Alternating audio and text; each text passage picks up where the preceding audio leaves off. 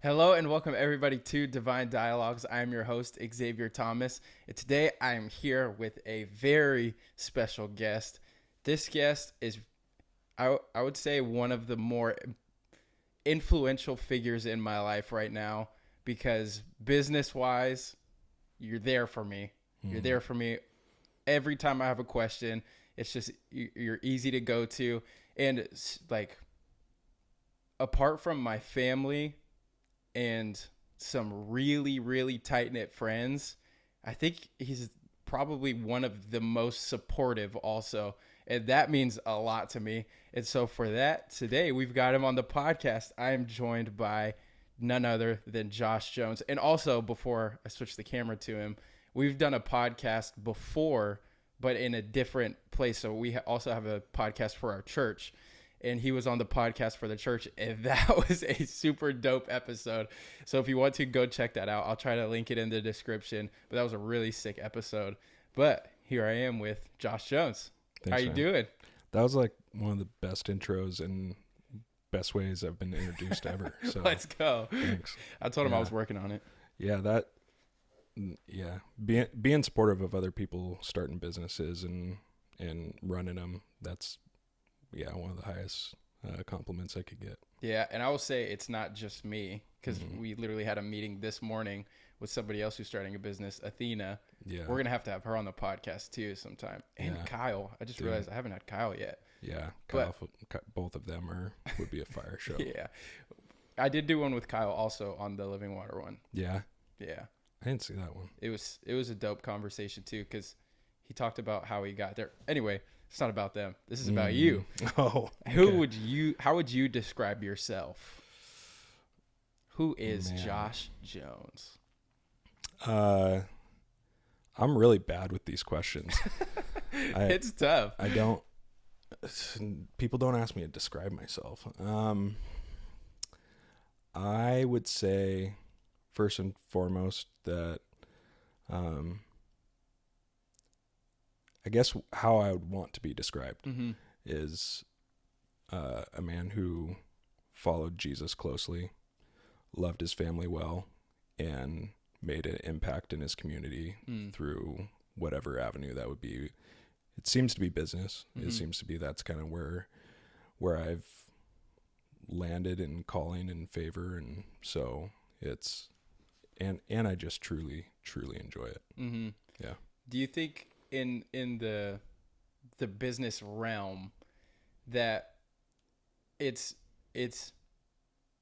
being, how do I formulate this, that it's like making a difference in a community, or is it more about like being able to provide for your family in the sense of like not having to fear about, oh, when are we, this bill is due next, like, because I know business is probably one of the best ways to just gain wealth, as long as it's a successful business. Yeah. Like, if That's you're a the hard failing part. business. So do you think it's more of that, to where it's like, okay, I can provide really well, or it's like I'm doing whatever I can to make a difference in the community? I think it's a mix. I think you're right. To become financially independent, I think that you would. I don't know how people do it apart from like Fortune 500 companies and being an executive. Mm-hmm. I feel like I've been asked a few times, like by people that are your age, how to buy a house right now, and I'm like, grind in every way possible. Like, go, Pray. yeah, That's dude. it. Like, pray the Lord drops a house in front of you. Yeah. But yeah, I think. Remind me of the question again. Just if it's more about making a difference in the community, or providing, and not that one's necessarily better than the other. Yeah, But- no, I think I've always wanted whatever I do to have impact. First and foremost, it's my job as a husband and a father to provide for my family. So that is what I'll do first and foremost. But being able to provide jobs and to build a company where people can come to work and not hate their lives, and help to form a culture where people are taken care of, and I really believe this, that it just feels like one of the highest callings I could have. As being a business owner. Yeah. I think for me, when it comes to business, I think of business a lot like, especially just now getting into it, I think of it as a super daunting thing. And I've never really been around business people. At least maybe I have, but that's never been the topic of conversation up until super recently in my life. So I've been learning so much. And my question is, when you got started, what were some of the things that made it manageable? Because as someone who is starting now, I know that everybody's gone through this phase of it feeling like, what the heck am I doing? Well, it feels like I'm having these conversations more and more, where people may ask me to weigh in on a business that they're getting into, or just ask questions about business overall. And I just feel like I don't really have it figured out. I think I have it more figured out than I did even last year. But I feel like it's just been the last 4 years has been me like just tripping, falling, getting up, taking another step, tripping, falling, getting up. Yeah. And I think there are times where you hit a stride and you're like, oh, I'm taking a couple of steps, and then you trip and fall again and you get back up. I think it's hard to get back up. And a lot of people, like, when they first just trip and fall, they assume that means that they're done or that they failed. And there's definitely times I failed. I've started a company and closed it within 6 months and lost a ton of money thinking that I was a day trader. And that was like probably one of the worst moments for me while I was trying to fund a business idea. I was trying to trade to fund it and lost more money than I ever have in my life. Sheesh. And so what does that do to somebody mentally? Because you've told me about this before, and maybe you don't want to disclose how much you lost, but it was a significant amount. And so what do you, in those moments, what are you feeling like? I found that I have to go back to the Lord over and over, and I can assess what I did. I can assess how I would have done it better or should have done it better. But in those times, I think I felt like such a failure that I didn't deserve to do anything again. And I thought that was enough that I don't get to walk out the thing that I felt like I was called to. And I think that's just a fleshly kind of workout of what was going on. And so the importance of going back to the Lord over and over and asking him, will you speak over me what the truth is? Because I am convinced that I know the truth, and it's something different than what you've told me. Yeah. So, and I kind of want to pause there for a moment, because this is super, super relevant. Especially, I've noticed in my life that the times where, and I actually want to encourage people watching with this, that the times where it feels like we made a mistake, that it feels like everything's over. And it's kind of just like it. And we don't often look back at things that happened in the Bible where mistakes happened and how God used them, not just in like, okay, I'm going to redeem this, but like it's actually not like he redeems it in a way that fits so perfectly into his plan. Like every time I think about this, I think about Jacob and Esau. And I don't think the Lord necessarily wanted that beef between the brothers and wanted Jacob to steal Esau's birthright, but he used it in a way to where he still gave him what was promised. Maybe there was a sense from the Lord that was a little bit like, I'm doing this begrudgingly, but I just think he's so gracious and powerful to do it in probably a time where it mattered more that God fulfilled his promise. So if he can do it in that type of pressure, he can do it in today's world where it literally feels like anything can be redeemed and restored. Yeah. But with that thought being ended, I don't want to call it an opening statement because it's not like a debate, but you talked about when I asked about your family, you talked about doing it both for the community and for the family. So I'm interested, where does the value of family come from? You know, I grew up with a pretty interesting family dynamic. I didn't have a great relationship with my dad, and he moved out when I was 12, something like that. And and my mom and I, as I got older, there was just tension because of the fact that when my dad moved out, I think something started to shift in my mind that I was older than I was. And so by the time I was 15, 16 years old, I was spending time with people who were seniors in high school or going into college. And I had convinced myself that this is where I belong. And so then I'm going, well, I'm pretty much an adult. Who are you to tell me what I should and shouldn't do? And it created this, I put her in an impossible spot. And I look back and I'm like, she was trying to do everything she could. And I'm just like, what a jerk.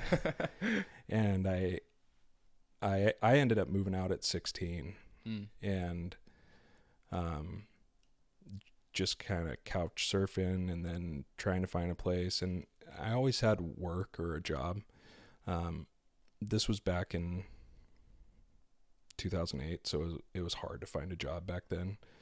It was right after the housing market collapsed, and but I got good at just pounding pavement and walking around with slacks and a tie and handing my resume out. And so I got a number of job offers, and I started working at Men's Warehouse for a while, and then Grocery Outlet. And I had dropped out of high school, and so I had the time that I was able to work. And there's just tension with my whole family. My dad, I don't really remember my dad being very involved during that time. And so to answer your question, I'm not sure beyond, I just knew I wanted it to be different than what I had. And not that my parents were bad or my mom and family was. It was just, I knew that I wanted for our story to look different. And so it really came out that. And a lot of times I don't feel like a great dad or husband, but I think coming back to when you're changing a story in a family lineage, I guess you could call it, everything's better than what it was.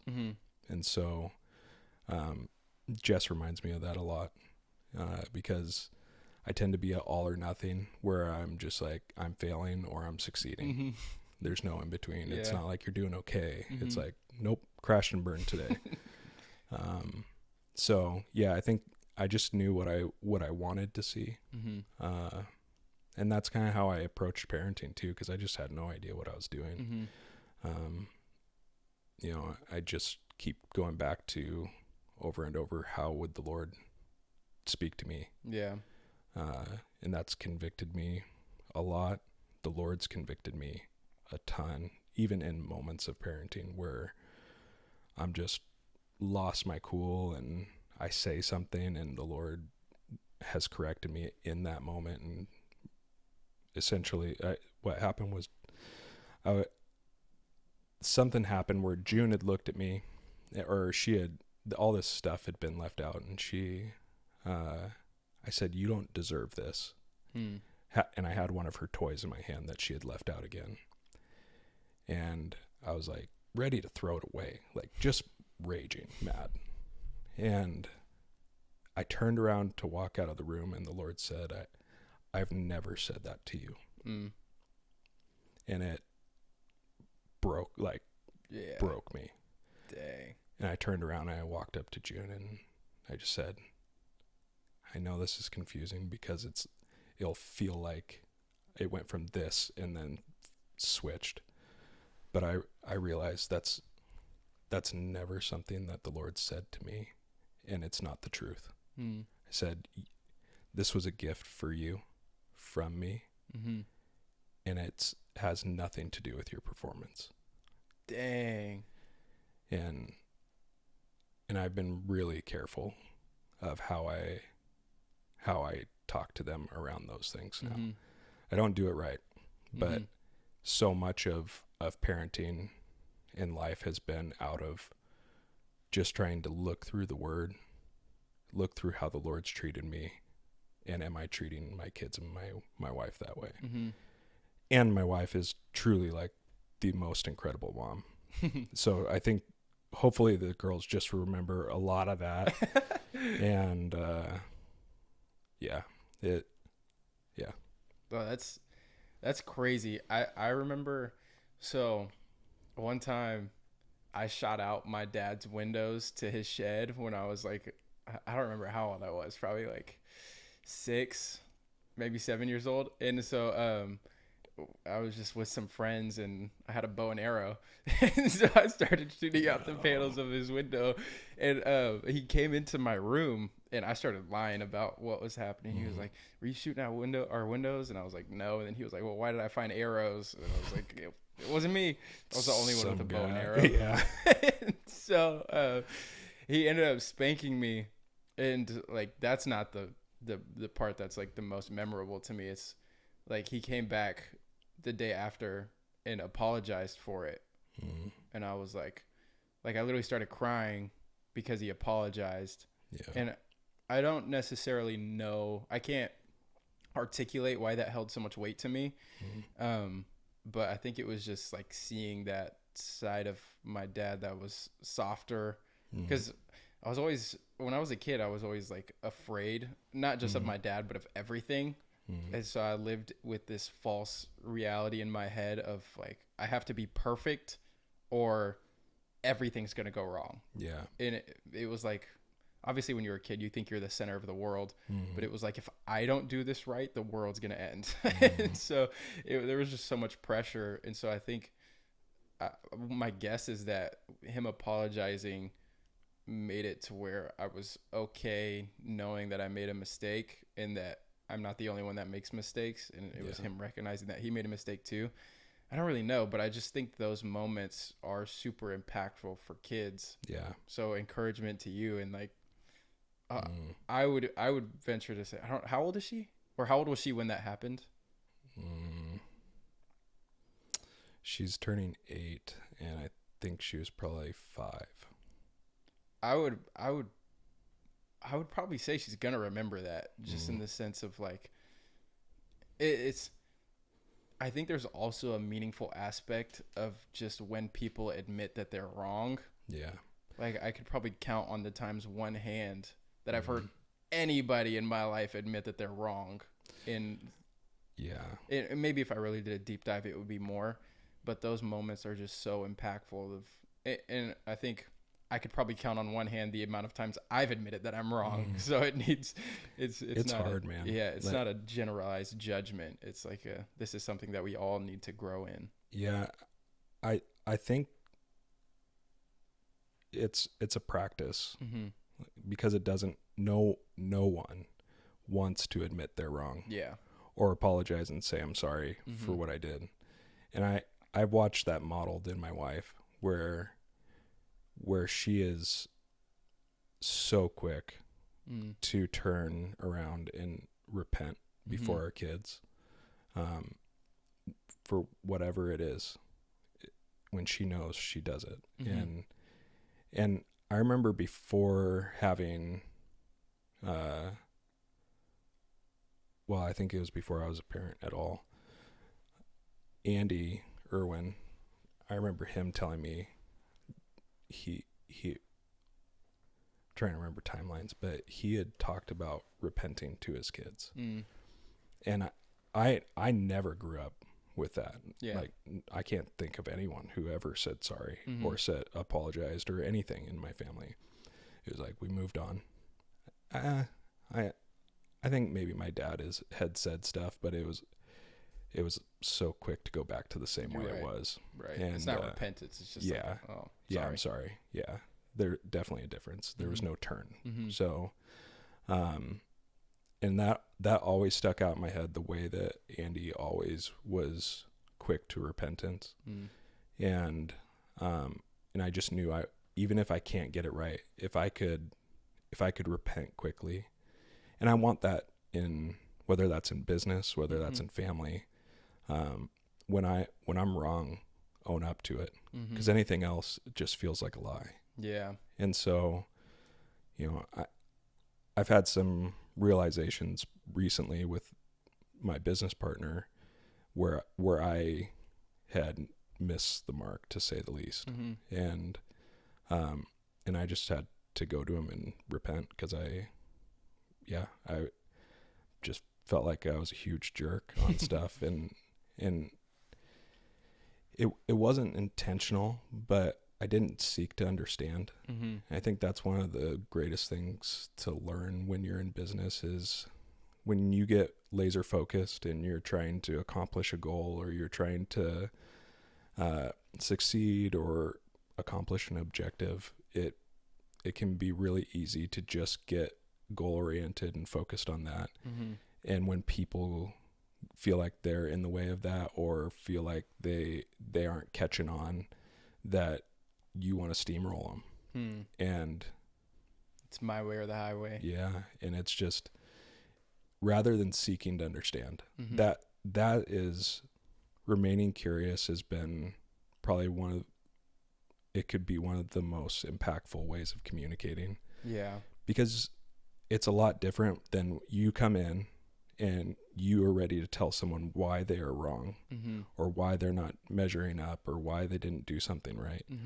And in comparison to showing up and trying to understand, hey, tell me about the decision you made. Yeah. Tell me, like, how did you get there?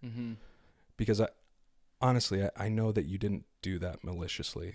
If I step back out of the moment and go, no, I know this person wouldn't do that. So why did this happen, do you think? Going about things that way, and the correction that can take place if it is something that needs to be corrected, is so much easier from there, versus coming in hot and being like, what are you doing? Yeah.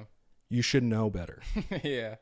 Like, yeah. And I, especially thinking about when I was growing up, like, I knew that I should have known better. And I think that's why I've held myself to such a high standard, is because when I knew that I was doing something wrong, and I got in trouble for something that I knew I was doing wrong, I was like, am I just a idiot? Like, what is going on with why am I doing this? I don't understand. And it led to I just heard this on a podcast, that a lot of people say that they're addicted, but what actually is quote unquote addicting is the feeling of letting something go. And so it's like, you feel like when you like, oh, I can't do this anymore, it makes you want to do it more. And that's more what the addiction is than actually doing the thing. Yeah. And it's almost like a relief to do something that you feel like you can't do. It's so it just leads you into a cycle of like, oh, I'm so dumb. Why do I keep doing this? Why do I keep doing this? But you're doing it because you feel like that's something you have to let go of, rather than just, I still don't know necessarily how to combat this appropriately. Yeah. But it almost makes it easier when I'm like, what am I even doing this for? Yeah. As opposed to the thing that I'm doing. Why am I doing the thing that I'm doing? And I just learned this too of, I watched a podcast, I finished it today, but it was about becoming more undistracted. And a lot of the addictions that we gain, actually probably all of the addictions that we gain, are just some source of trying to distract ourselves. And then you start to, you have to overcome that. You have to think, well, why am I trying to distract myself? What am I trying to distract myself from? And a lot of the times it's pain. And what we don't understand, or I think we do understand this in our heads, but nobody really articulates this, is that when we try to distract ourselves from pain, we're just escaping the pain, and then it's going to come back later. And Yep. so then we have to escape again, as to where, It's a pain cycle. yeah, and distraction is in some levels fine, I guess you could say, as long as it's beneficial, but almost everything is a distraction. Yeah. Like we're doing this podcast in some sense as a distraction from something else. Mm. And maybe it's not, oh, my life sucks, so I'm going to do a podcast. But it's like, well, I've got empty time. I don't want to be bored. Why don't I film a podcast? So much of, our time is focused on just not being bored. Yeah. And I don't remember who I heard say this, but they were talking about sin in general. Mm-hmm. And they're like, I don't want to do this thing again. Mm-hmm. Just over and over. And you keep going back to the same old way of doing things, whatever that might be. Mm-hmm. And you pray and you ask the Lord, I don't want to do this thing again. I don't want to do this thing again. But the whole time you're not focusing on the thing that the Lord's called you to. You're focusing on the sin that you don't want to do. It's like walking away from something and continuing to keep your eye on it as you walk away. Yeah. You're going to trip. Yeah. It's almost a guarantee. Yeah. And It's like Lot's wife. Yeah. Or walking around in a circle around the thing that you don't want to do. Yeah. Eventually you're going to do it. Yeah. Get your eyes focused on something else. Yeah. And it's almost like be distracted, but with the right thing. Yeah.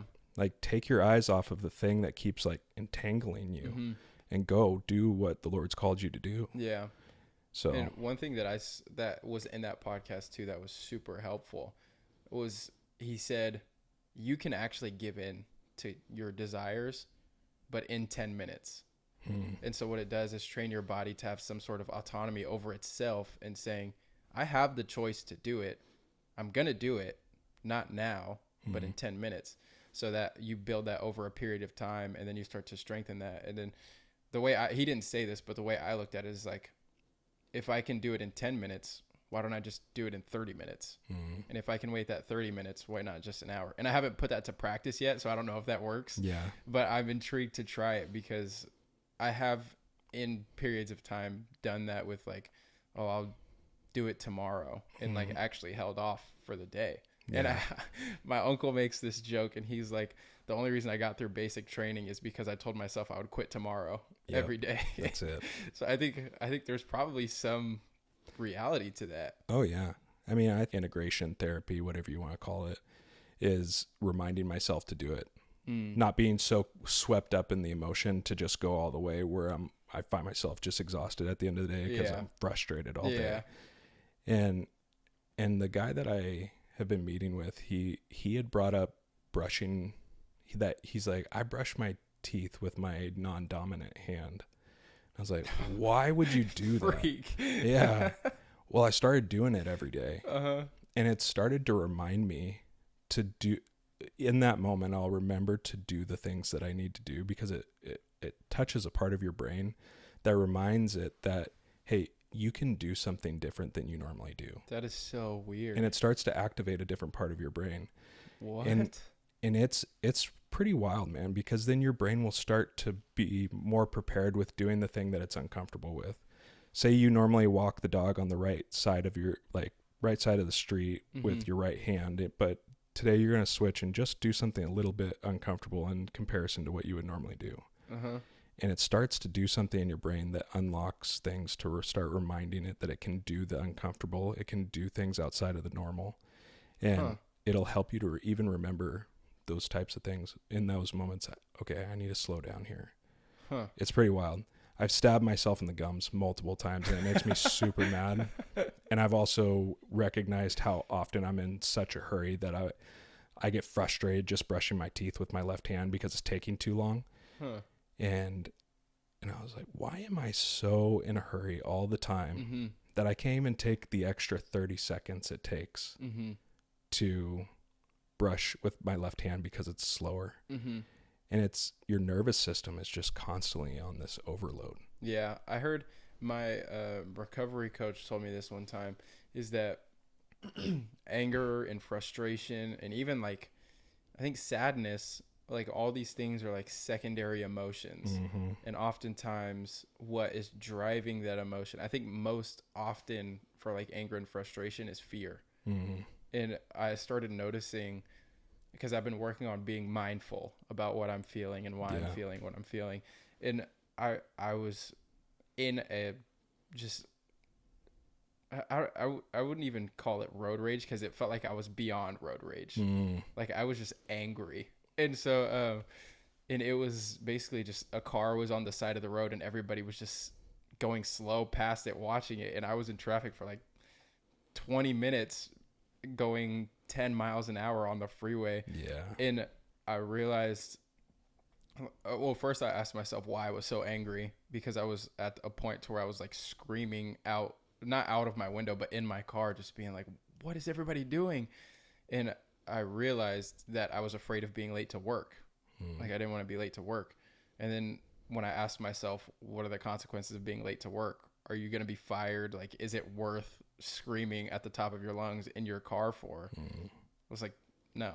And I just rationalized myself into not being upset or angry or whatever. Yeah. And that process took longer than how long I described it. Like it was more of like a day-long reflection of why I was so angry in the car. But at the end of the day, I was like, dude, that was so dumb. And then I've been in situations on the road since where it's like I can remind myself of that moment where I'm like, am I afraid of being late to something? Like, what is the reason I'm so angry? Do I just not like going slow? Like what's going on? Yeah. And it's just super helpful to be able to be mindful of those things and not feel, like you were saying, in a hurry. 'Cause I think I don't think as humans we were necessarily made to be in a hurry. Like I feel like the Lord took his time making us. He waited 6 days, 5 days. On the 7th day, he rested. So on the 6th day, yeah. So he took 6 days to make us. That means there was some level of intentionality behind it. Like I would like to think that since he waited till the 6th day, he thought about more what it would take to keep us and sustain us. And I think if he wasn't in a hurry to make us, why are we in a hurry to make anything? So that's my 2 cents on it. I could be so wrong, but that's how I see it. Yeah, you never know. I'm interested so we're going back into the business side. You see, I feel like you see niche businesses popping up all the time, especially now with I don't want to say the advent of social media, but really the explosion of social media. It seems like anything could be a business.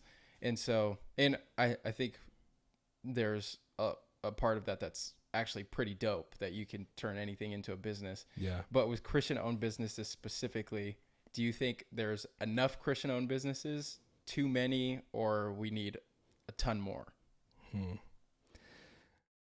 That's a tough one, because just because someone is a Christian and owns a business doesn't mean that they do it well or that they reflect Christ-like lifestyles. And so I think we need more people who are saved, who follow Christ closely and want their business to be a kingdom-based business. I think that's the goal, and we do need more of those people. Yeah. I have been blown away as of recently, just the people that I have found running companies who the emotional maturity, and not to say that because somebody's a Christian that they're emotionally mature, but I think in general we need better business owners. It's actually surprising the level of incompetence that you can find in some. There's also some really savvy business owners that are really, you would never know. I think it's more the emotional maturity of some of them, and how they care for people, how they interact with their client base is just, it's surprising to me, because I think there's a certain standard that I hold myself to that I would assume when you're in business, you learn how to deal with conflict. You learn how to communicate with customers. But that is proving more and more not to be the case. And that's where I was saying not everyone who's saved is emotionally mature. In fact, there's a lot that are not. Yeah. But I think those people who truly are on a walk with Christ and they are intentionally submitting themselves to sanctification through him, man, I want more of those people. Yeah. I want more of those people to be leading. I want more of those people in our community. And I just want to see better business owners and employers for people. And so I think when I've seen the things that I have over this last couple of years, I almost feel a responsibility that it is, I need to do more. Whether that's employ more people, start more businesses. I really, it almost feels like a responsibility, like a weight of someone needs to do this. And if should the Lord give me capacity to do it, I would love to. And I've always felt that from a pretty early age that I always wanted to have multiple businesses and grow them, scale them so that they can run almost independently. And I just need touch points with them and not for financial independence necessarily, though that is a benefit of it usually. But more so that we can create more and more impact within our communities. Right. Where you can, it is truly a gift to be able to employ people and give people sustainable work. I am like just so grateful that I have the opportunity to do that. Yeah. I'm curious, as a very, very new Christian business owner, what are some things that I should be weary for in interactions with potentially other CEOs, other business owners, whatever it is? Just like some of the scumbag behavior to look out for, I guess, for lack of a better term. The people who have been in it for a long time and have become successful, this isn't the case with all of them, but there are some that they're really influential. They're really good at communicating what they need. But at the end of the day, if you're not equally yoked with them, and I've been trying to figure out what equally yoked really means. I think a lot of times equally yoked works out with your belief system and how are you following the Lord? Is the other person following the Lord? Because then you subscribe to the same beliefs of how people should be treated in general. Yeah. I had a friend down in California, and he was older than all of us, and he was the most successful out of all of us. And I remember asking him, I was like, Rich, how do you do it? Like, what's the thing that gets you to this point? And he said, I don't know if I like directly asked, like, what does it take to be a millionaire? But I do remember him saying, being a millionaire is easy, but not losing your soul in the process is difficult. And the reason he said that was because he's like, it's easy to make money when you've figured out all of the ways that it can come in. But compromising your integrity, there's a lot of people that are willing to do that and they get rich doing it and they look successful, but they've screwed everyone in the process of getting there. And their moral code is just gone, void. And so, unfortunately, I think people like to blame capitalism for that, but it's greed. Yeah. Capitalism isn't the problem, it's greed. Well, capitalism breeds greed. No, culture does. Yeah, I think that's good. And so, being weary of greedy people, being cautious of them, I think is important. How would you say in attempting to not be a greedy person? Because I've had moments in my life within the last within the last year doing this where I start to fixate on how can I get more money? How can I look more successful online? How can I get more people to follow me? And not that that's necessarily the problem, but to what extent is that okay? Do you think? It used to drive me crazy when I would ask that question and people would just say, just do what you're supposed to do. Mm-hmm. But I think you stop worrying about as many of those things. I mean, it's still important that you are able to provide for yourself and your family. Mm-hmm. But being able to just walk in the calling that God's made you for, like the scripture says that if you don't provide for your family, it says you're worse than an unbeliever. I don't think that the Lord puts you into a calling where you can't. Right. Now, that doesn't mean you won't fall on hard times, but ultimately He is your provider. So He will provide. Now, that doesn't mean He'll make you rich. Sure. I go back and forth, but I struggle with, I don't know if it's pride or if it's greed or if it's both. If I don't keep myself in check, I can feel that grow significantly, where everything becomes about how do I build more, get more. And I think when I'm in an unhealthy place, it can all be hyper-focused on just building. And I think some of the keys to steering away from that is, one, a lot of time in prayer, a lot of time going back before the Lord, and bringing those things to Him. Like, is this me? Or am I supposed to be doing the thing that I'm doing? Because when you're walking outside of the will of the Lord, I think it's a breeding ground for the things that you don't want. Yeah. So, but I think that there's a lot of areas, I mean, there's so much available to us now. So I think that there's a lot of areas of life that you can end up tripping up on, that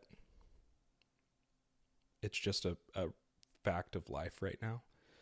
But it's why being in your word is so important, your spiritual discipline, because you have the Holy Spirit that dwells inside of you, which means that He will alert you to the things that are going on.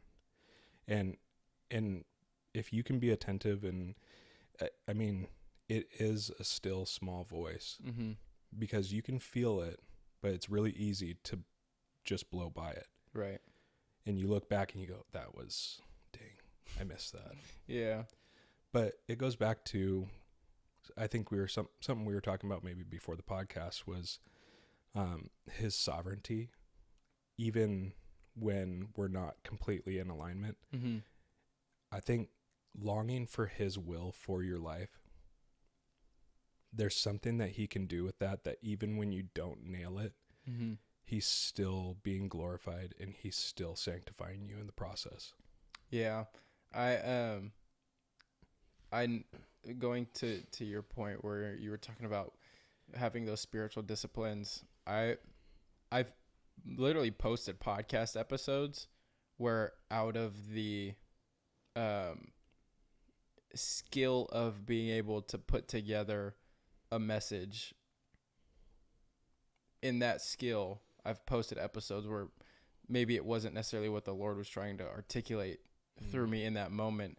And I've noticed, as I become more and more in line with those disciplines and seeking more and more of the face of God, how much easier it becomes for me to just allow Him to use my skill, rather than trying to craft up a message out of essentially nothing, because seasons of not reading the word, not praying, not going to Him in worship, and just like being able to do that is kind of scary, because it's like, now that I'm building those skills, I need to make sure that I'm allowing, like, when I had no skills, it was easy because I could just, it led me to go even harder for the Lord. But now that I have the skills of being able to have a conversation with somebody in even a very low level of like psychological knowledge of how people think when you ask a certain type of question rather than a certain type of another type of question. Mm-hmm. And so I'm just thinking about all of those moments in my head to where maybe it's not an absolute missed the mark, because like we said, the Lord's sovereignty is in those moments, Mm-hmm. but it's also like, how much longer is he going to keep his favor on me if I'm acting like this? Mm-hmm. You know what I mean? And I do wrestle with that. I don't necessarily think that his favor is going anywhere, but I do think the longer I resist, the more it's going to affect me. And I'm not that I'm looking for a way to not work harder, but I'm going to have to work harder because the Lord's not the one inspiring me. It's me inspiring me. Yeah. Does that make sense? Yeah. I think I wrestle through that too, trying to figure out like what is the Lord's favor. Mm-hmm. But if I go to scripture and I see that I am like, I know the truth is that I am made righteous through Christ. Mm-hmm. And because the blood of Christ covers all of me, that the Father looks at me and sees Christ. Mm-hmm. And so I don't know how you walk outside of favor. Right. Now, whether or not we recognize favor, like, because I think we may have a misconception of what favor is. Mm. We look at favor as succeeding Mm-hmm. or being recognized.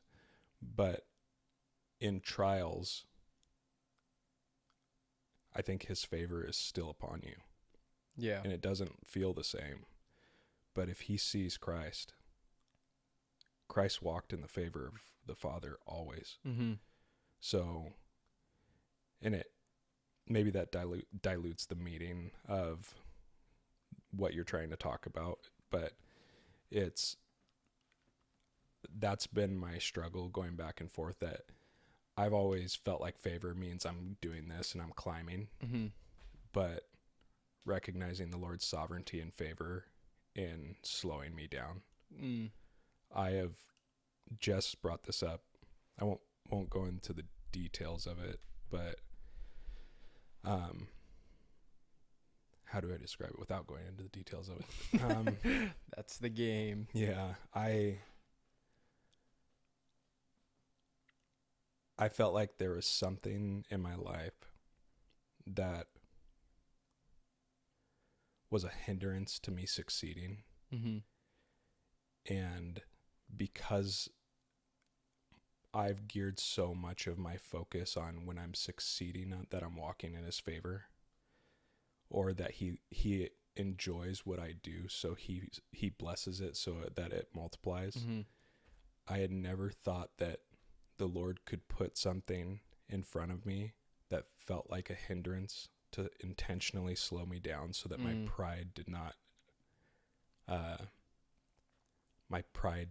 grow beyond my character. Yeah.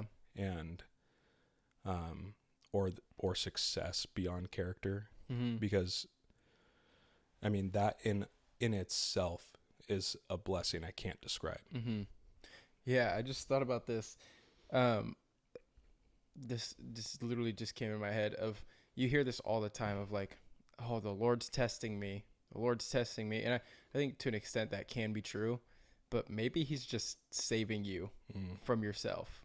Yeah. That you think you're being tested by God so that you can come out stronger and wiser. And again, there is a reality to that. But maybe you're just being dumb and like you need to chill out and slow down. And that just made something click in my head, because for so long I've been like, in previous seasons of trials and in recent seasons of trials, I've been like, why is this happening? And then if I do some really deep self-reflecting, it's because of something that I did. Mm-hmm. Like, it's not like I'm like Job and things just happened out of nowhere. Yeah, I have what do you guys call it now? A hot take on that. I am not convinced that any believer would ever experience what Job did, because Job didn't walk in the covenant. Mm-hmm. I mean, what we know, the little we know, is, well, that the Lord had favor on him, Mm-hmm. and still he lost everything. Mm-hmm. But he did not walk in the covenant that we do. Right. So I don't know. Yeah, people and don't like that one, but it just like it's kind of frustrating because one, I don't believe, and I could be wrong about this, but I don't believe that God is sitting up there being like, I need to make this guy's life hard so that he gets it. mm-hmm. Like I just don't see. I've never seen my parents do that. Like Mm-hmm. I've never seen my parents intentionally put something that's hard so that I get something that, like, obviously there's a level of discipline, But but they it's- also don't fix it for you when it is. yeah, exactly. Yeah. And so it's like you're probably not being tested. You're probably actually being sanctified and saved. 100%. Yeah. Yeah. So I'm really glad that just clicked in my brain, because that's gonna lead to some self-reflection Yeah. and being like, Yeah. times where I feel like I'm just out of it, being like, dude, you're not. Yeah. Just So my grandparents, they started a company in the Puget Sound area back in the 60s. Hmm. And by all intents and purposes, it's really successful. mm-hmm. And that's where I really started in business. Mm-hmm. My grandpa asked me to come back up from California and work in the business, and there may be the potential to run it someday. And so I saw that opportunity, and I came back, and I always absolutely admired my grandpa. I mean, he was just the coolest guy to me, because, and maybe it was because of my relationship was so hard with my dad, that my grandpa was always, one, he was just always available. Mm-hmm. I always knew where I could find him. And like, he never, I mean, I know I made him mad. Mm-hmm. I can think of like a handful of times that he ever even just like elevated his voice to me. And he was probably one of the most successful businessmen that I ever knew. Dang. And he never came across as prideful, Mm-hmm. never came across as better than anyone else. Mm-hmm. Most people would never know how successful he was, because he was just, he wore the same types of plaid button-up t-shirts and jeans and drove around a Chevy Silverado. Mm-hmm. But his ability to just his character always stayed in line with the growth, it felt like. Mm-hmm. I forgot again where I was going with that. From what I remember, well, I had somewhere that I was going to go after that. Yeah, go for it. Let's just go Okay. there. So, I was just thinking about how important mentorship is. And that's what that reminded me of, is like, because when it comes to business specifically, I 100% got into it because of my uncle. Like I went on, I remember this, like, fire started in me. I've done a podcast with him too, so go check that out after this one. Link will be in the bio. link in description. But Oh yeah, description. he does professional, or he did professional long driving, which is just essentially hitting a golf ball really far in competitions. Which is still insane. It's a really dope atmosphere. Yeah. But he took the skills from long drive and then started doing charity golf events, to where certain charities would come out and have him hit at their events and raise genuinely a ton of money in one event. And so I went with him to one of these events, and just from the moment that first of all, we took a plane to get there, which I love planes. So I was already like, oh, this is sick. I want to live like this. Right. But we stepped in the hotel, and it was a super nice hotel. Like, it was one of those hotels you get into and your name's on the TV. Yeah. And I had never been in that before. And I was like, dude, you do this all the time? And he's like, yeah. And then the hotel we were in had like a fancy restaurant in it. And so we were eating, and I was just like, first of all, I didn't even get the order that I wanted, but I knew that it was fancy. So there was just a level of, it was just duck. Yeah. Whoa, I didn't know you could get that. I think I ordered something and thought it was mac and cheese. And so, I think I was like 16 at the time, or maybe 17. I might have been a senior, But that's where like the business side like those wheels started to turn, and that's where I was like, maybe I want to like be self-employed, because I think I was working, or I had previously worked at Chick-fil-A in the past and hated it. And so we're not talking bad about Chick-fil-A. No, just so we're clear. By the way, I love Chick-fil-A. Chick-fil-A, if you want to sponsor the podcast, please. Yeah, that would be sick. But I worked there, and in all due respect, they taught me a ton of great skills. Like I don't think I was the biggest people person at that time, and you kind of had to be to work there. But all that to say, I'm trying to mend my relationship with Chick-fil-A. Yeah, because I do love Chick-fil-A. Well, your pastor is almost engaged too. So facts. Yeah. But so I'm just in this. I'm at the event now with him, and he's putting on a show, like straight up. It's I would describe it as one of the most magnificent things I've ever seen. Like hitting a ball far, screaming at it. People are just what feels like throwing money at him just to hit a ball. Yeah, insanely far. And so I'm looking at this, and I'm watching just how crazy this environment is, and I'm like, I want to do something like this. And in my mind back then, I was like, dude, I want to do charity golf events, because that's what the lifestyle produces.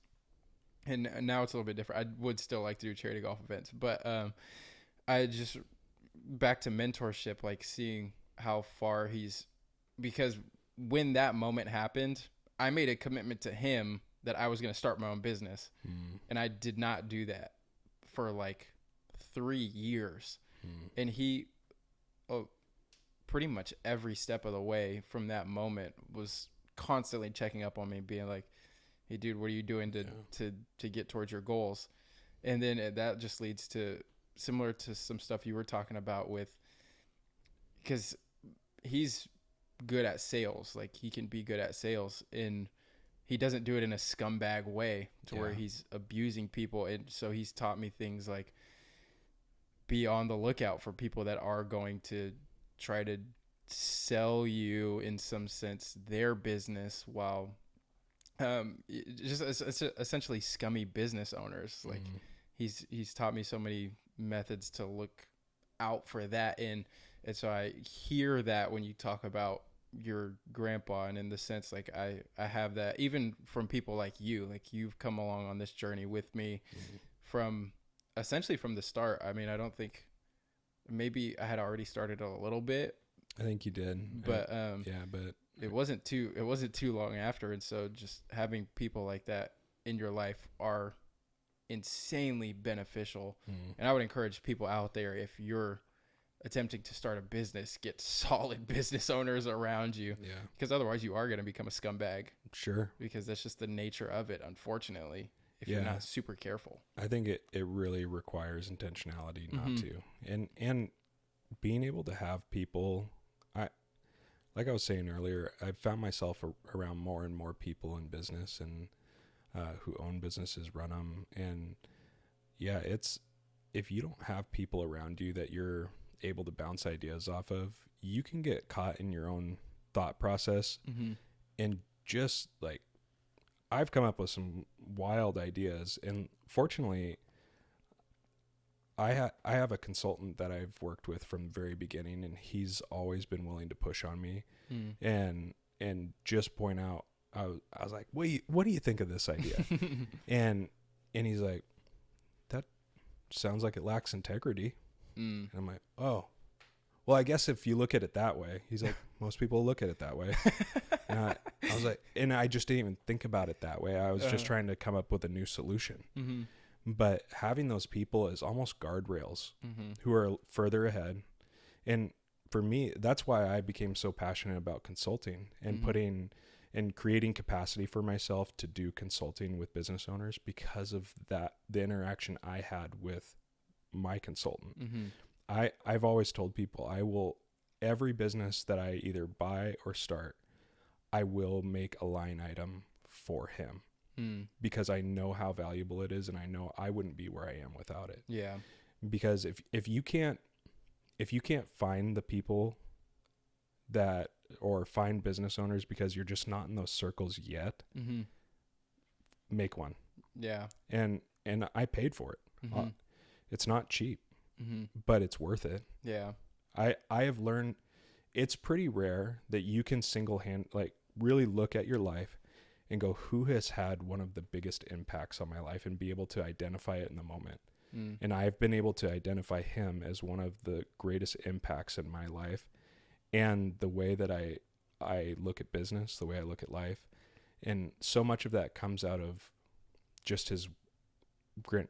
I mean, part of it's being paid, but he also invested a lot of time outside of just being paid, Mm-hmm. to help me develop. Mm-hmm. And I don't know how people do it outside of that. There are people who are just naturally gifted, and it just clicks and it becomes the system and process, and you know how to turn nothing into gold. I'm not one of those people.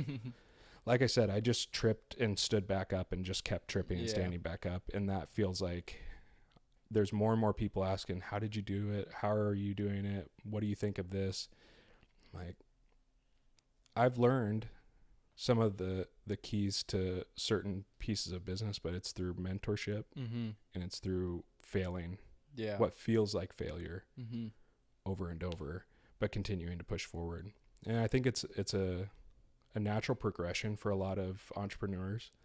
When you have an entrepreneurial mindset, there's always things that come up in front of you. And like, it may not be greasy business owners that are going to be the ones that trip you up. Mm-hmm. It can be really well-intentioned business owners who are like, hey, I feel like you and I get along really well. I want to collaborate on this. I'd love for us to partner up on this, but it's just not the right thing in the time. Mm.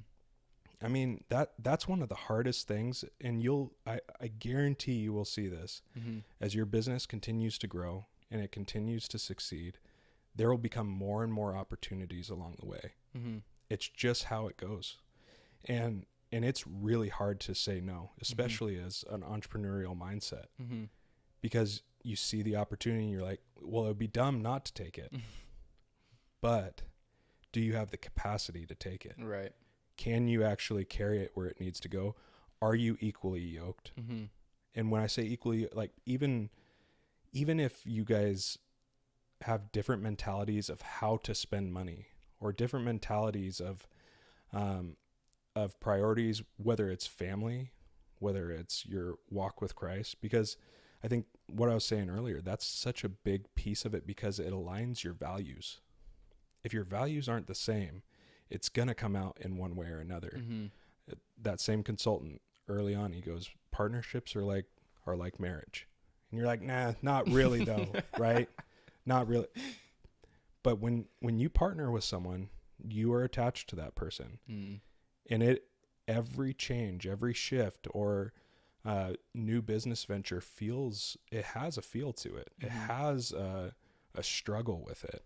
And so it's the value of having mentorship and people who have gone before you, who can speak into areas that you just don't have experience in yet. I can't overemphasize the value of it. Yeah. I'm curious as to how you feel about this specific piece of advice, because this is something that my uncle told me all the time, and I genuinely think it's the reason I even started in the first place, is because he was like, you don't have to have it all figured out before you start.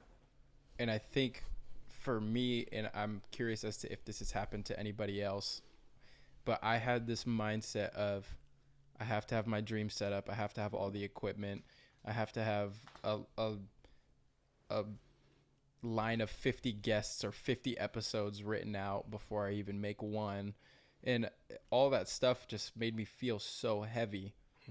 And so, like, I was talking to him about it, and he was like, dude, you have a phone, you have some lights, you have mics, just do it. And so for a while, I was doing stuff with, I'm still doing stuff with crappy equipment and do have plans to upgrade, but just I'm 25 now. This is the 26th episode in, and to think if I had waited for that type of stuff, I wouldn't have even started. Yeah. So how do you feel about that, of like, just do it, Nike? Yeah, I agree with it a lot. I've had some bad experiences of that. Mm-hmm. And it doesn't mean it's bad advice, Mm-hmm. but I've crashed and burned pretty hard by just doing it. I'm sure there's a reality to that too. And for the most part, it is good advice, because more often than not, you're never going to feel like you're ready. Mm-hmm. It's really probably never going to be the perfect scenario. So many people talk about, well, do this while you do your day job, Mm-hmm. and see if it actually does anything. That's a really hard thing to ask of someone. Mm-hmm. To be split between two things like that. Mm-hmm. Yeah, it'll create a grind in you, and it'll Mm-hmm. create a tenacity that a lot of people won't have. Mm-hmm. But man, is it difficult to actually pull that off. Yeah. At a certain point, it probably will just come down to jump. Yeah. Yeah. You're right. I'm working at Buffalo Wild Wings right now, and I think the main thing that makes it really hard is I'm constantly serving people or taking people's orders, or just I'm always interacting with people for hours on end every day. And I don't think I'm introverted by any means, but I'm also not extroverted, like to the fullest extent of what an extrovert would be. It's so, especially a balance like that is like, dude, there's times where I just want to lay in bed all day. And there's times where I do lay in bed all day. And I'm just like, I'm not getting up. I'm not recording. I'm not posting anything. But I think, and there's moments where I feel like that and I do it. And it's almost like when we were talking about distraction, it's almost like it doesn't matter what your distraction is as long as you are distracted. So like in the moments where I'm laying in bed and like on my phone or something, that's the distraction, as to where I would get the same level of gratification if I sat up, started walking around, got food, and then posted a video. And it's like I could have gotten the same level of gratification with a level of production that I just completely missed out on. And so I do think you're right that it's not fun. Like I do it, and it's not even that it's working at Buffalo Wild Wings that sucks. It's the fact of I'm building towards something else that I don't have yet. Yeah. And I know is going to bring a greater level of security financially. It's going to give me more freedom in my schedule, but it's just not there yet. Yep. It's how would you encourage somebody in that to where like they're like it's not here yet, and because I've been close to those times where I'm like I'm not doing this anymore. Yeah. I think it continues to go back to calling. Are you called to this? Mm-hmm. And if you are, there's going to be a place that you have to dig down to and just get traction and go and keep going. And I'm not saying to work outside of your God-given capacity. Right. That is probably one of my greatest struggles as a man, as a business owner, as all of the things, is I tend to work outside of my God-given capacity. And I am convinced I would probably be more successful, or whatever that looks like. Right. More fulfilled, more a better husband, a better dad, all of those things, if I could learn to work within my capacity and go, all right, Lord, I know that I've reached this point. I'm going to trust you with the rest. Because if I go beyond where I am right now, I know that I'm pushing myself. I had an example of this when Jess and I bought this house that we're in now. I like I said, I'm all in or all out. I'm not good at in between. And I knew I'm going to spend a week remodeling this house, which is an insane task, but I had our whole crew. And I was like, we're just going to go for it. We're going to get these few things knocked out. I tore apart almost the whole house. Because I was just convinced I have to get this done before we moved in. And so what that ended up being was I would work until midnight, 2:00 in the morning, go home for enough time to sleep, and come back and keep trying to move the ball along. And I did that So that was 2 weeks here and 2 or 3 weeks at the old house, where we dedicated 2 weeks to this, didn't finish, was living in it like, we barely got the floors in. We got some of the trim in, not all of it, not anywhere close to all of it. I don't even know I think I had to start installing after we moved in. Dang. And then after that 2 weeks was up, we needed to get back to jobs because the company needed money. And so we start going on to these other jobs. And so I go out to the jobs, we work the day, and then I come home, grab something to eat, talk with Jess for a few minutes, and then I leave to go down south to our old house and start fixing that. And I did that for, like I said, 2 or 3 weeks, where I would work all day and then I would go and work until midnight or 2 o'clock in the morning, trying to get this thing pushed along, because I was like, I have to do it. We can't afford this house if I don't sell our old house. And I'm panicking, living outside of my capacity, because ultimately I just really don't believe that the Lord's going to provide for us. And I feel like I've gotten myself into a rut again, or into some sort of predicament where I messed it up. I worked outside of what the Lord told me to, and look at where I'm at. So I got to fix it now. Yeah. And so I worked this thing, and I remember it was probably about a week into it that I was driving down there, and I have specific times in my life where the Lord will speak or give an impression of what he's wanting to show me. And it's like that is locked in time in that moment. And I can remember sitting there at the light about to turn towards our house, and I went, what if the Lord already provided the buyer for this house, but they're not ready yet either? And I'm rushing to get this done in my timeline, because it needs to be on the market. It needs to get listed and sold within this time frame. But they're not even ready yet. But because the Lord cares for where we're at, he factored in my issues and my thing, because it was never I was never intentionally just like doing something outside of his will, or being intentionally sinful on something. It was, I didn't rest or pause or think through things enough to where I could operate from a place of rest, where it's a lot more thought through, a lot more calculated, a lot more submitted. And so I continue to work through this, and that was just this thought, like passing thought, still small voice kind of a thing, but it locked. And the whole time I'm working, I'm going, what if I'm working outside of my God-given capacity? And so I'm not being efficient while I'm there, because I'm so tired. I'm barely holding myself up. And then I go home, get a couple hours of sleep, and I go back to work again, not being efficient at work, not being efficient here. And it ends up taking even longer than it would have if I would have just worked within that capacity. And sure enough, we listed the house, and I just cruised through the whole thing, burnt myself out, got sick, the normal thing that I do when I get outside of what I should be doing.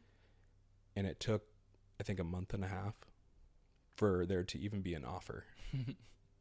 And the people who offered it, they're like, oh yeah, we had to sell our house, and they came in with a cash offer. And I'm like, so it wasn't what if, it was the people that the Lord had set aside weren't ready. And because I get a timeline in my mind that I know what needs to happen, that I need to reach this goal or this point in life, whatever that may be, that I start to push myself to working outside of that capacity. And I think if you can guard yourself from that, now know the times where you need to get up and go. Sure. That's discipline. Doing the thing you don't want to when it's hard. It's easy to do stuff when you're inspired. And it's easy to do stuff when you are feeling it. But what do you do when you don't? Right. That's what grit is made out of.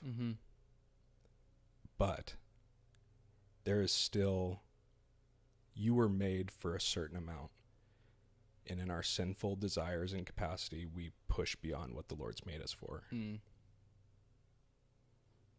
I wonder if we were more in the position that he would want us to be for more opportunities than we would ever know, if we would just go, Lord, I really trust you got this. Because if you did, you wouldn't try to push beyond that. Right. You wouldn't grind to the point where you're like falling asleep at the wheel. You would go, I am convinced that I am walking in the footsteps that the Lord has gone before me, and he is my rear guard. I do not have to rush through this. Yeah. And it's when I get outside of that I can look back at almost all of the issues or mistakes that I've made, and it's usually through that lens. Yeah. As you're talking, I'm in my mind going through the times where I've said, I need to get this done. And I can't think of a time where I've said I need to get this done, and one, it actually needed to get done, but also where it was like beneficial that I was the one that needed to get it done, instead of whether it be taking it into prayer and then the Lord being like, yeah, go do it, or whatever, or just the Lord being like, no, let me do it. Like, I just can't think of a time where that's brought good fruit. And some people will look at, oh, maybe that decision got you $1 million, but is that the marker of good fruit? Is that you got $1 million? Or I can think of a lot of people with $1 million and who have made it, and it is not good fruit. Right. That's what I just want to comprehend, is like, at what point do you forsake essentially your soul for what you're doing? And if that happens at all, it's like, why would I do that? And the benefit of it's just you. And there's a lot that the Lord can do in those times of it's just you. But if you can learn this now, honestly, the health of your family and your wife will be so much greater because of it. Yeah. Because when I'm so, like, I can't tell you how grateful I am that I got married early. I got married at 20 years old. We've been married for almost 14 years.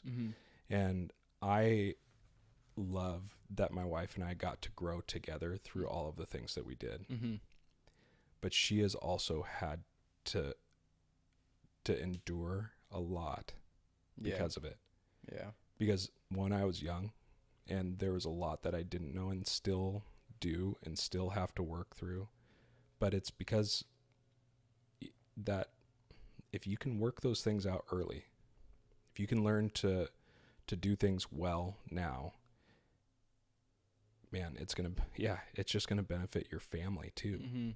And I wish that I could have recognized that sooner, or disciplined myself not to put, because sometimes when I push, it's because I want to.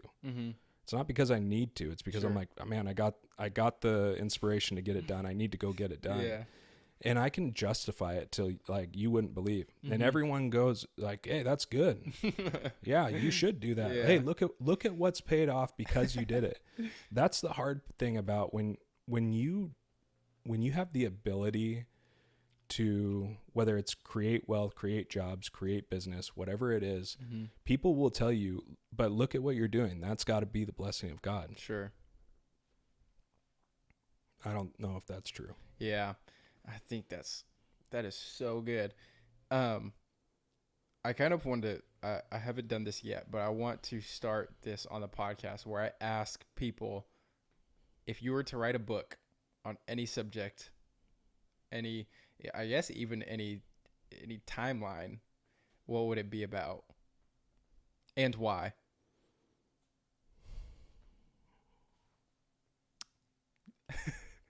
Dude, that's a hard one. I think if I could write a book, I have a, not to give you too long of an answer, but I have a friend who we spent some time in Nashville with them this last weekend, and he had said something to me when we had a Zoom meeting, and he's like, have you ever thought about writing a book? Mm-hmm. Because I had said a couple of things, and I had started creating these notes in my phone, and a lot of it came out of that work with that consultant that I was telling you about, where I would say probably 75% of the notes that I put in there are things that I've heard him say that are just they just come out of him. And I'm like, I got to think about that more. And it was the title of it was things to ponder. And I think if I could create something that could inspire conversation or thought process to slow down and just think on that for a while, I think that would be a pretty special thing. And I don't even know necessarily what that means. It kind of sounds super vague, and but these sentences that I've written out, or paragraphs or quotes, where it's had such massive impact on my life, whether it was seasonal or just in general, that can always be applied. It was when we slow down enough to really ponder what's happening, to stay curious, to stay inquisitive, I think there's a lot of health that comes out of that slow pace. Yeah. And if I could figure out a way to write something like that, I like writing a little bit. I think there are times where I can find ways to explain things that through writing that not everyone can.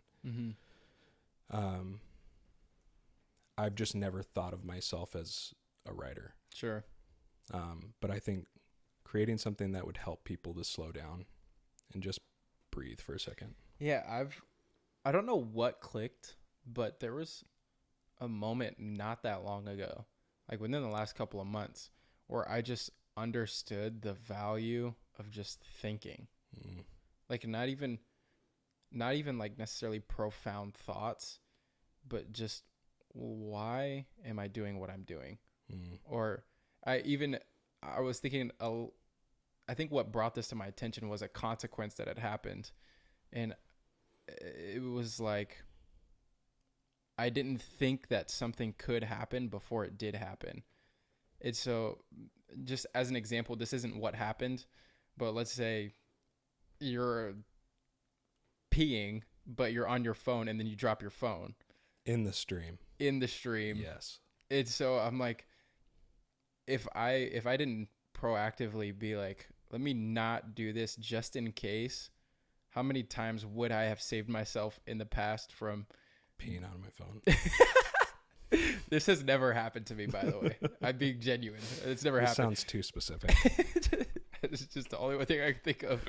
But like, how many times would I have saved myself in the past from hardships? And now that I'm doing it now, how many times in the future am I going to save myself from potentially, as inconvenient as that could be, like something without foresight, if you're not really thinking about it, like you could genuinely ruin your life. Like whether it's, I don't know, like no matter how bad of a financial situation I get in, I'm never going to rob a bank or something like that. Like just the value of thinking about something before you do something. It just clicked. It's the difference between learning from wisdom and learning from consequence. You'll choose one or the other. I like that. And wisdom is typically in the slow, steady, calm pause in listening or pondering or thinking.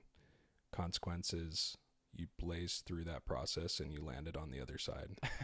Like they say, wisdom meets you at the top of the cliff, and consequence meets you at the bottom. Yeah. Wow. I like that. I like that a lot. My final thought, or not really a question, but a message to the world, if all 8 billion people on this planet were watching this podcast, what would you say to them? Can we come back to that? Man, that's too much pressure for 8 billion people. It's going to happen. It's going to happen. 8 billion people are going to be watching.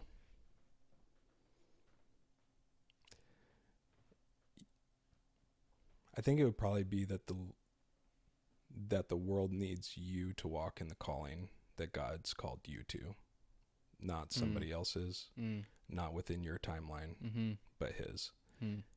I think if more people were in tune with that, our communities would be better, our families would be better, because we're not walking in these made up timelines. We're not walking in these made up endeavors that really we had no business being in the first place.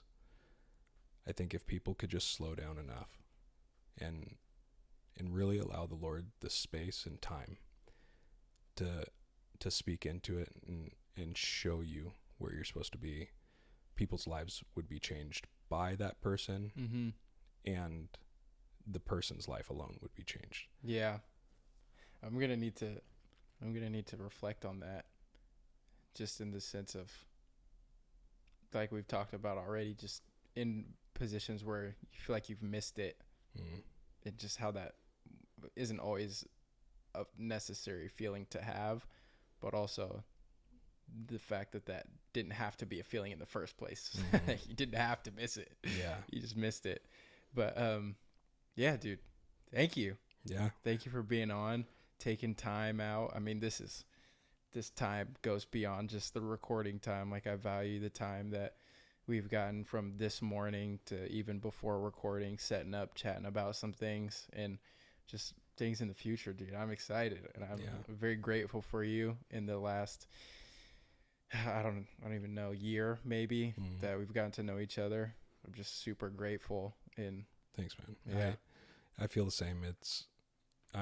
I genuinely look forward to talking, and even when it comes to the business ideas you have or talking about the podcast, I mean, I really am excited for you, because I think you're in a really unique and cool season, and I know it can feel like, you know, you're falling behind or you're running out of time or whatever it is, and know that that's pretty normal. For someone who's driven or entrepreneurial. You tend to feel that way, but it's not the reality. Like, you're doing it. You've already done what most people will never do. You've started something, you've stayed with it, you're continuing to do it, and the Lord's favor will be upon you. What that actually looks like, I mean, only He knows. Yeah, but know that you're doing it. And so I'm just honored to be a part of it, and excited to champion you in the process and whatever I can do to help. Yeah, dude, I'm super grateful. Thank you guys for watching. If you made it this far, is there anything they could catch you on, like shout out your business, ways that they can support you? Yeah. So I own a construction company in the Olympia, Washington area. We specialize in remodel and new additions, and are eventually going to be getting into custom home builds. And so if you ever need anything, from someone to check out some rotten trim to building out a new kitchen, that's stuff that we do. And yeah, pretty exciting life. Let's go.